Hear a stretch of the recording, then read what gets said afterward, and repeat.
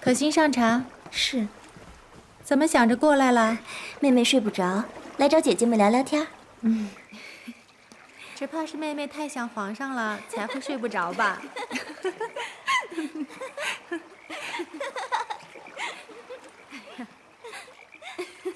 姐姐们知道吗？东巡前，钦天监曾禀报说，贺兴县离宫，御史中宫将有祸殃临头。这如今看来啊，皇后娘娘病重，就是应了这句天象啊。不能乱讲，皇后病重是因为七阿哥过世，伤心过度所致。可怜的孩子，怎么就得了痘疫？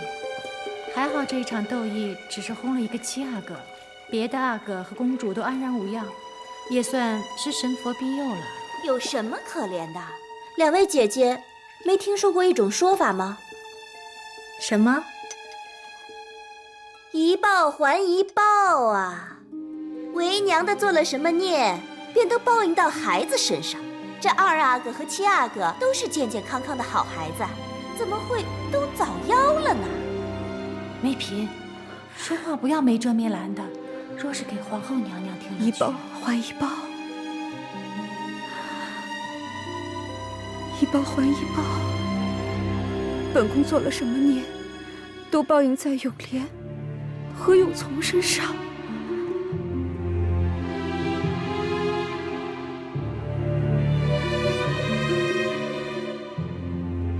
为娘的做了什么孽，便都报应到了孩子身上。不，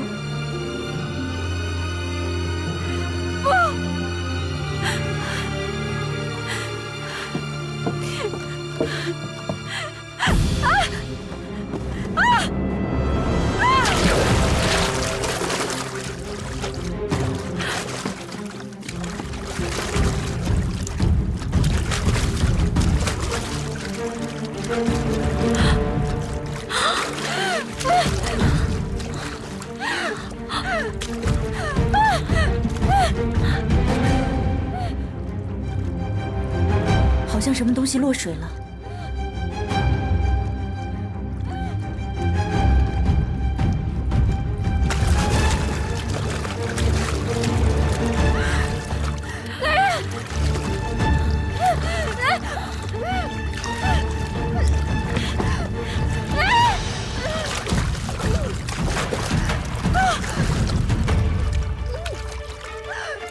要不我们去看看吧？姐姐别呀，外头霜寒。也对，若是有人落水了，必定会呼救，不会这么安静的。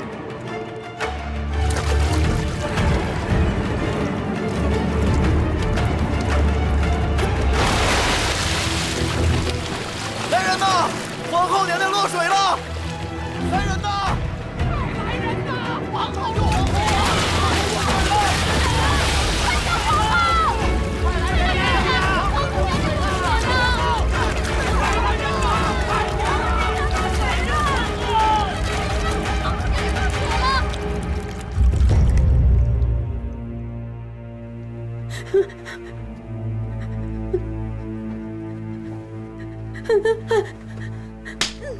奴才该死。好了，停手吧。说到底，也是皇后让他们取药找太医，才没跟着的。平日里这两个丫头还算是尽心，等皇后好了，还得留着伺候皇后呢。皇娘宽仁，罢了吧。该罚的也罚了。听说，把皇后救上来的，是个御前侍卫，是吗？是侍卫凌云彻看到皇后娘娘落水，跳下去救的。是个有功的人。皇上，凌云彻是皇上御前最末等的兰陵侍卫，此刻正在换衣裳，一会儿就过来回话。传朕旨意，凌云彻救护皇后有功，赏白银300两，升为3等侍卫，不必进来谢恩了。这。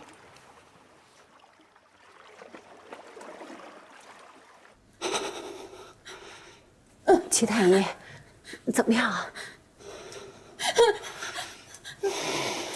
齐太医，皇后娘娘说是不太好啊。我先禀告皇上去吧。哎呀，皇上，如何？皇后娘娘府中的水已经空出来了，娘娘的脉象是怒气攻心、心力交瘁之兆，此刻痰气上涌，迷了心窍，神志一直未曾清醒，嘴里说着什么“一报还一报”，只怕什么？皇后娘娘油尽灯枯，怕是到了弥留之际了。但愿皇后娘娘福泽深厚，上天庇佑。你胡说什么？皇额娘正值盛年，怎么会油尽灯枯？分明是你们医术不高，才会胡言乱语。景色，你皇额娘病得凶险，也只有像齐汝这样伺候了多年的，才敢直说。皇帝，不管皇后近况如何，你赶紧要通知内务府，在京中将喜木准备着，哪怕是冲一冲，也是好的。一切凭皇额娘安排。齐汝，好好伺候着，有什么动静，赶紧回禀哀家。是。贤贵妃，皇后落水病重，你和纯贵妃帮衬着，悉心照料。是。其余的人都回去吧。是。景色，你陪哀家来。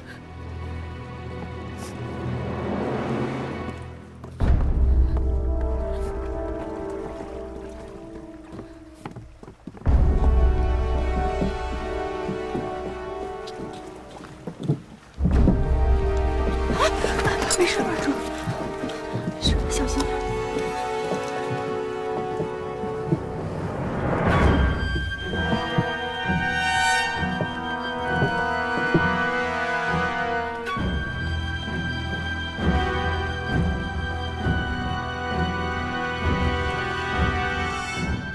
恭喜啊！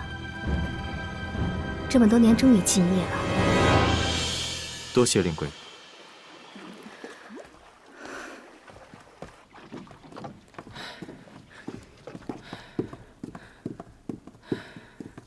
哎，主，您头上的绣球珠花怎么少了一朵呀？啊！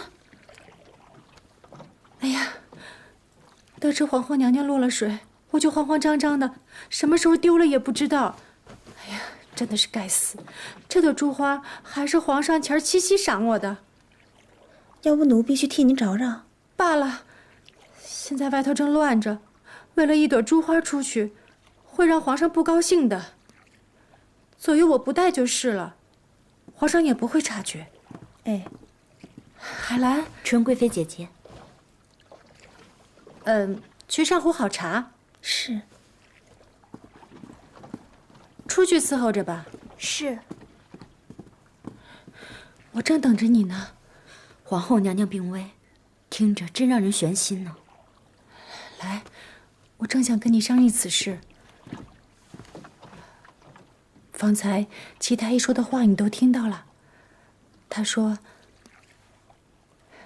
皇后从水里被捞上来之后，就一直说着什么一报还一报的。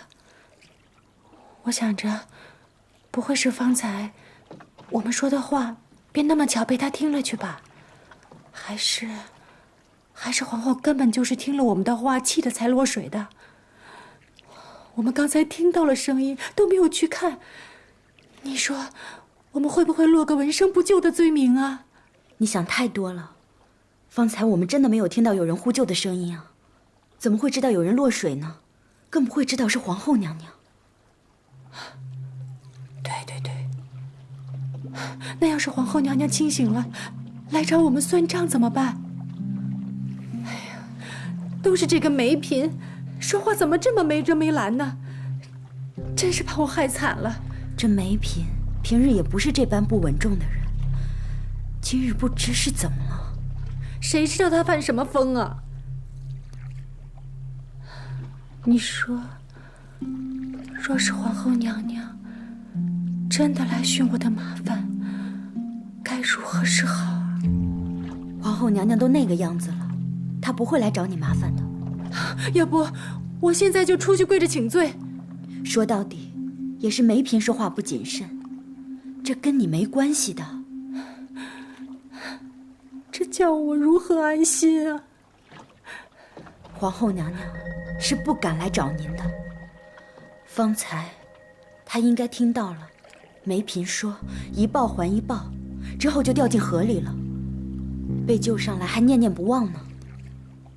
皇上虽然关心皇后娘娘，但听到了这些，他心中只怕也会疑心，皇后娘娘到底干了些什么见不得人的事儿，对吧？所以皇后娘娘就算醒了，也不敢来找姐姐的。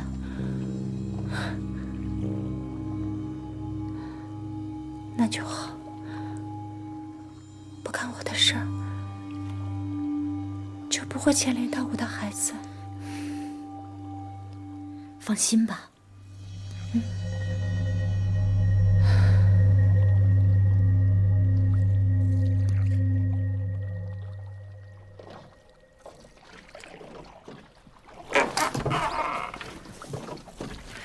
皇上，皇后娘娘醒了。朕去看看。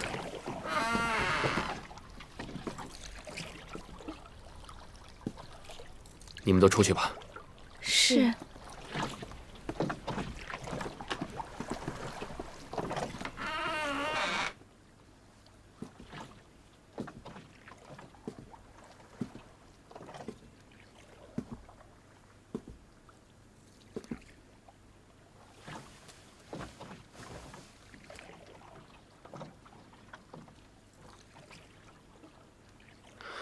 皇后，你醒了。皇上，臣妾经此一切，子侄寿数5多了。可臣妾一睁眼，一眼就能看见你在臣妾身边，臣妾真的很高兴。你别说这样丧气的话。你只是落水受惊，养一养就好了。臣妾无福，无法为您保住嫡子。如今，景色已经有了好的归宿，臣妾请求您，不要因为臣妾的离世，让景色守孝3年。他已经不小了，从前是舍不得他嫁人，现在却是当个不起了。景色是朕与皇后唯一的嫡出之女，朕一定会事事为她考量的。臣妾多谢皇上。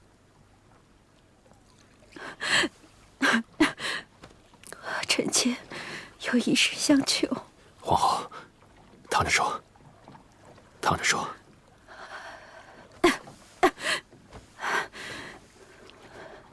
皇上，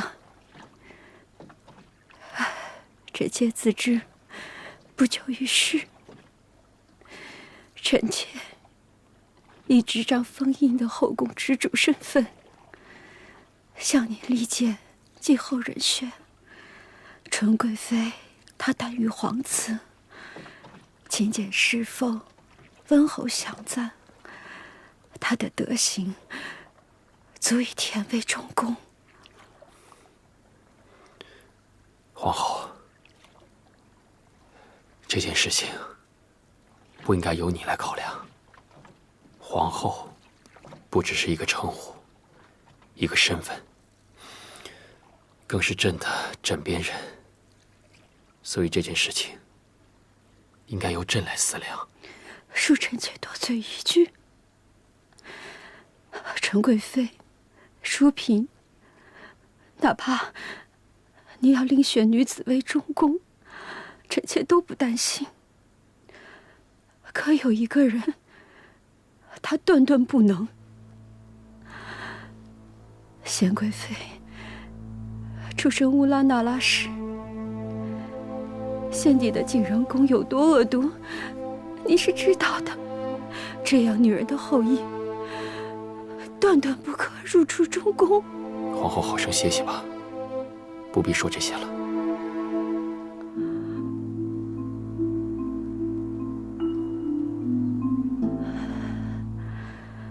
皇上，你很久没有叫过臣妾的名字了，你还记得臣妾的名字吗？朕怎么会不记得？是郎缓福地，女中光华的意思。浪花，一个很像皇后的名字。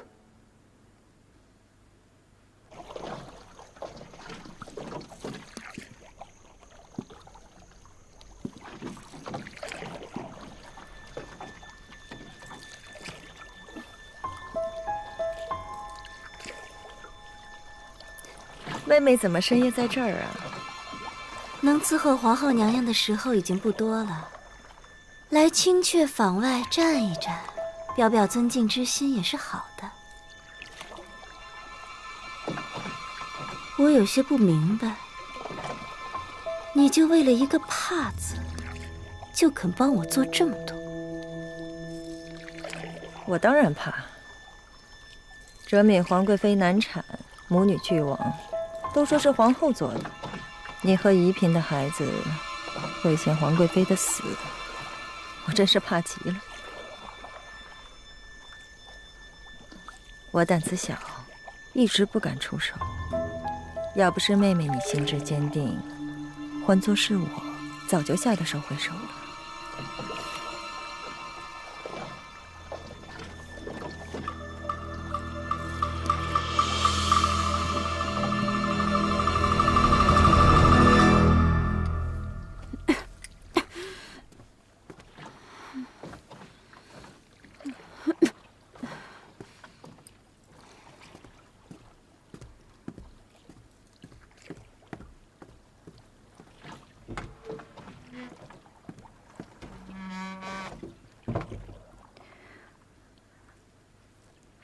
皇上，臣妾这一辈子，有的时候真的不甘心，也真的害怕。害怕？你曾经是朕的嫡福晋，如今又是中宫皇后，有什么可怕的？至于不甘心，可能是有不满足之处吧。臣妾自闺中起，便被教养要如何成为一个正妻，相夫教子，主持家事。但臣妾知道，臣妾不是您亲自选中的嫡福晋，您遗造相中的是乌拉那拉氏。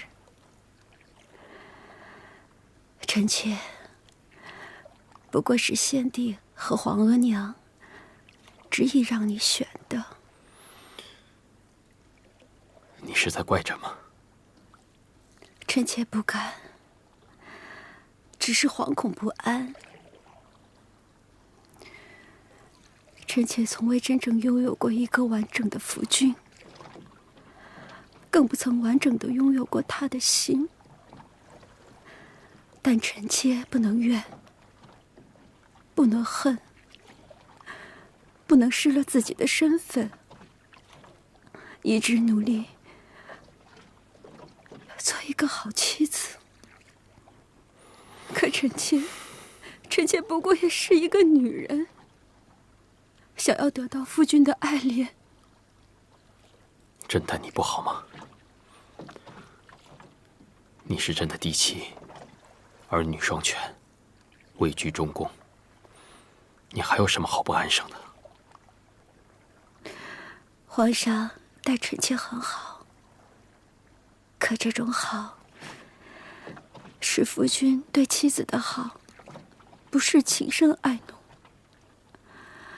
六宫的人堆到一起，臣妾站在疯癫上，臣妾没有什么可依凭的。若你的心意改变，臣妾所拥有的貌似安稳的一切便烟消云散了。皇后，朕从未听过你和朕说的这些，朕也从来不知道皇后的心里是如此的害怕，如此的不安。你是朕的嫡妻，朕爱重你，护你，容忍你。你为朕生了2个嫡子，朕自然分外珍惜。所以，有些事情，朕也就睁一只眼闭一只眼，只做不知。什么？其他的事情也就罢了。过些日子就是哲敏皇贵妃的生辰了。当年她难产而死，朕想知道她的死是人为还是天意。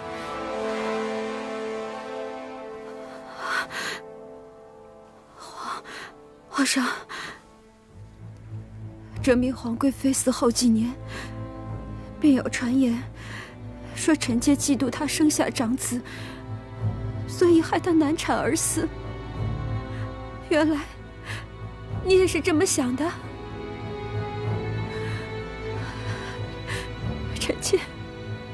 臣妾发誓，用富察氏100年的荣光和福祉发誓，哲敏皇贵妃之死绝非臣妾所为。那惠贤皇贵妃呢？她自然作恶多端，谋害皇嗣。可陷害如懿进冷宫，难道就没你的事吗？你到底对如懿做了些什么？臣妾没有，只是不满。她养育有皇，又躲替痴心，所以才信了他做的恶事。臣妾发誓。皇后病糊涂了。要是誓言真的有用的话，还要纲纪法度做什么？皇上，臣妾一生所为，无不是为了保全大清的血脉，为了对得起富察氏列祖列宗，用血汗换来的荣光。若不是逼不得已，臣妾何必置人于死地？朕曾经要如懿做嫡父亲，所以你对她百般提防。惠贤皇贵妃的阿玛高斌也为你所忌惮，所以一早你便送了珍贵的花镯，防止他们有孕。即便是如懿进了冷宫，你也想尽办法置她于死地。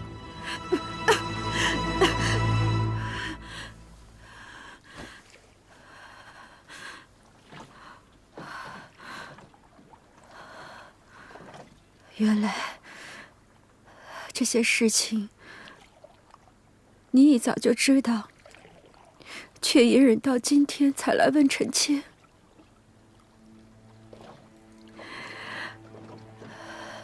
是，臣妾是不想他们抢在臣妾身前有孕，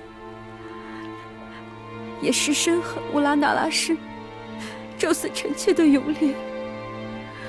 而在踏入冷宫之后加以搓磨，可是冷宫闹蛇之事，乌拉那拉氏中砒霜之事，臣妾真的不知是谁在冤枉